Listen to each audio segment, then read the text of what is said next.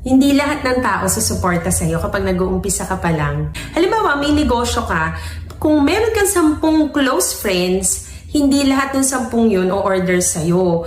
Or even your relatives, hindi lahat sila nandyan para mag-avail ng produkto mo. Hindi dapat sumama yung kalooban mo because this is reality. Ganun talaga kapag wala ka pang napapatunayan.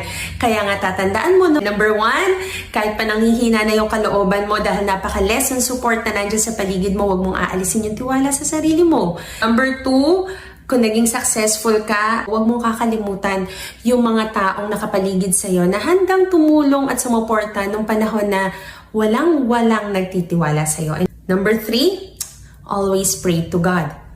Pray to say thanks or pray to ask for strength para mas makita mo pa kung ano yung redirection niya sa life mo. Dahil minsan, hindi yung plano natin yung nasusunod but His will and His plan.